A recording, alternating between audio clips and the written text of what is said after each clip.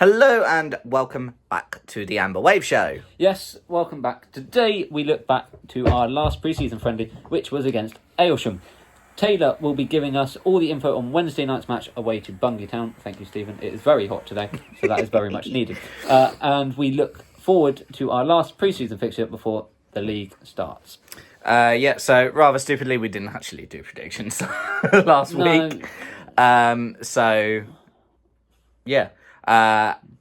We'll do them for this. We'll do them for Bungay and we'll do them for Gorleston.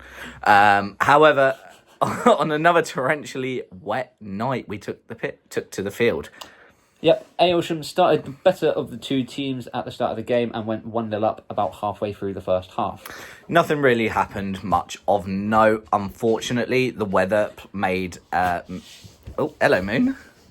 Moon's... Hello! The weather did play a huge part in that, and at half-time we did go into it trailing 1-0. Yeah. The second half, which was even wetter and colder, started a lot better for the Yarmouth. That's mooning the table. Within the first 5 minutes of the second half kicking off, we found the back of the net. It was a brilliant run from our winger, who beat 3 players and then placed it nicely from a narrow angle to the keeper's near post. Yeah, which we did find out was definitely Sacramento. Yeah. Soon after that, we made it 2-1 from a corner. It got battered away, and George Cousins missed the first initial shot, and then the second one placed really nicely in the bottom right-hand corner. Yep, it was then 3-1, and it was an own goal, followed no more than a minute later to 4-1. At this point, we were soaked. Yeah, it was really wet, and Alfie fell into a stinging nettle bush. Oh, yeah. And to round off the night, it was 5-1, a pretty poor save from the keeper, to be fair. He got his palm to it, it sort of bounced down and then bounced in. Yeah. And the final score was Aylsham 1, Great Yarmouth Town 5. Yep, overall, the game wasn't the greatest, but that was fully down to the weather being poor.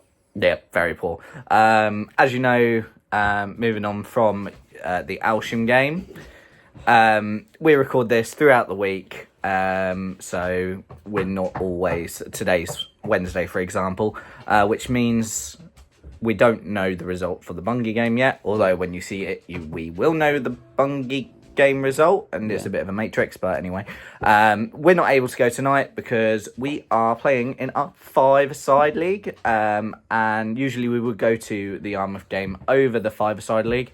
However, we've got 3 games left, and we're very close to winning the league. Yeah, we're very close to winning the league.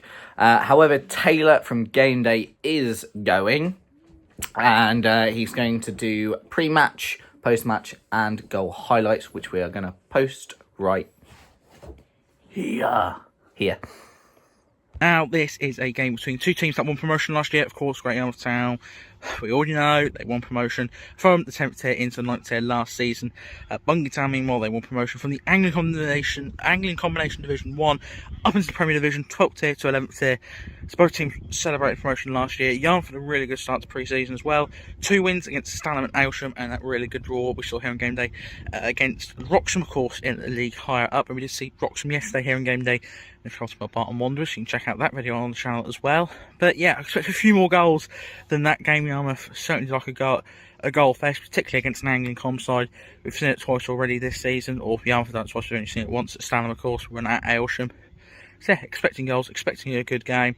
A couple of members of the Amber Wave here tonight, so I'm sure we'll make a little bit of atmosphere. And yeah, on to the match. The players now just coming out, in fact. Charlie Barber! Yes! Charlie Barber! Ball in. Oh, hello. So the deflection. Yes! It's 3-0. Spooner!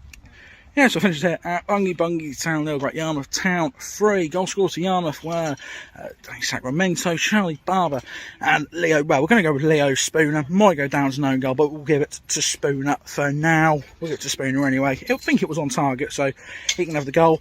Could have been 4 had Jesse Fenn not missed his penalty, consecutive penalty misses now on the GameDay YouTube channel. But overall, it was a good win for Yarmouth. They remain unbeaten in pre-season, more minutes into the legs of the players. The majority of the first team was here tonight. The only major absentee, well, Sanders isn't playing as much this season anyway. Same with like Cantwell and Thompson. Louis Duffield is also at the races, so there you go.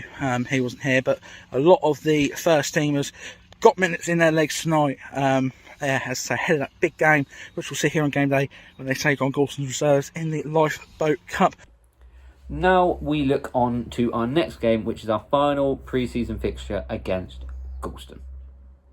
Yeah, so this is where it gets a little confusing.